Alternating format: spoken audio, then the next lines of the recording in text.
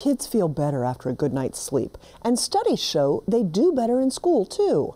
But for thousands of children in Charlotte, having a bed, something so basic, is a luxury. Carolina Impact's Sharon Smith shows us how one group works to deliver the comforts of home to children in need. In Charlotte's South End, there's a warehouse full of furniture. Some of it's brand new, other pieces are cleaned up and look new again. Whether it be a table, a dresser, a couch, a nightstand, a coffee table, a lamp. They move it out fast as it comes in. Constant turnover, new clients daily. It sounds great, and it would be if Beds for Kids wasn't in the business, didn't do the work of trying to lessen the toll of poverty. So you think about your child waking up in the morning, you're sending them to school to say, hey, behave well, do good in school, be nice to your teachers and your classmates and all of those things, but you know, they didn't get a good night's sleep. 8 years ago, Daniel Fogarty began a mission to make sure kids in Charlotte have beds to sleep in. Soon that mission grew as their small team realized furniture poverty affects the whole family. Now they furnish whole houses. The need, unfortunately, is far greater than our supply, and so when we're still doing 50 to 60 deliveries a month, we're still turning away 20 to 25 a week.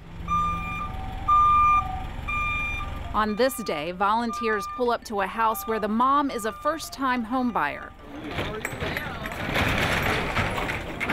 She and her 3 boys only have fold-up chairs and air mattresses. They wake up tired for work and school. Hey, how you doing? With new bills and a mortgage, buying basic furniture was on the back burner until Beds for Kids made it possible. I'll leave one frame here, we'll put it in the garage because she'll set up later. Moses Dimmick supervises delivery day as 3 volunteers help unload. It's great to come into home, you see nothing, and when you leave, it's furnished. All the things we may take for granted at times are essential, tremendous for families going forward. There's beds to put together, chairs to carry, mattresses to haul upstairs. This family gets 4 bedrooms furnished, plus the kitchen and den. It's all about them.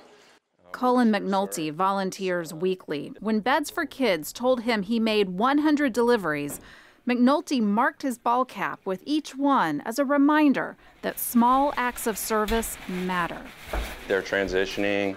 This is could be like a huge moment for them. Their kids are going to have beds, and we're just a part of it. 2,000 volunteers make deliveries and clean furniture every year. Others donate money to buy sheets and pillows. Some give furniture. Cut as far as the corner goes and then about 1 inch wide. Here at Charlotte Country Day School, students do their part by making blankets, hundreds of them over the years, all warm and handmade. We had first graders make them, we had third graders make them, and I'm glad we brought it to the upper school. Thank you guys so much again. Elizabeth Ann Hamill helped organize this group of sophomores. She's also made deliveries with Beds for Kids and gets how important good sleep is to a student. Especially if I have a lot of homework, stress on top of no sleep is a nasty combination. It definitely just makes you think sharper. It just makes you feel a lot better. She hopes each child, each client gets matched with a blanket to enjoy, patterns and plaids and colors to make home feel cozier. It's also meaningful to Xavier Turner, who's volunteering for the first time. I didn't really know about Beds for Kids that much, and to think about you're making a blanket, but seeing as though like they provide beds, furniture, and blankets on top of that, it's kind of amazing to know that this small little project that I was able to do at school goes to a bigger movement and project that they're doing at Beds for Kids. Teacher Susan Hamill, who is also Elizabeth Ann's mom, says it's been a good partnership for the whole school. Anyone at any age can help. An important lesson to learn early on. When children help children, it really comes from the heart, and it has more impact on the person serving and the person being served.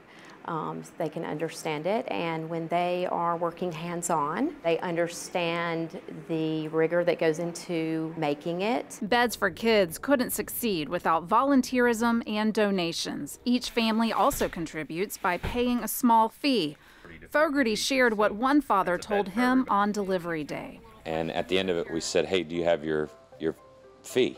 And he said, come here, boys. And he reached on the counter, pulled 3 $20 bills off and handed one to each of his kids, and he said, let's pay for our furniture. And so they all paid for their furniture, and he told the boys to go make their bed, and he followed me out the front door. And he said, thanks for doing that. That's probably the first time my kids have ever seen me provide for them. Fogarty says it's about helping families take pride and ownership in what they do. It's incredible. Amen. As Moses wraps up another delivery, everyone stands together in prayer. The house feels more like a home.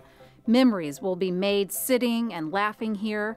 Everyone can wake up feeling better rested and ready to meet the day. For Carolina Impact, I'm Sharon Smith reporting. Thanks so much, Sharon. Beds for Kids gets referrals from several local agencies, including A Child's Place, Charlotte Family Housing, and the YWCA. Now, based on their reports from social workers and teachers, many of the children improve 2 letter grades at school within the first 3 months of having a bed. For more information on how to donate gently used furniture, head to pbscharlotte.org and click on our Carolina Impact page. Well,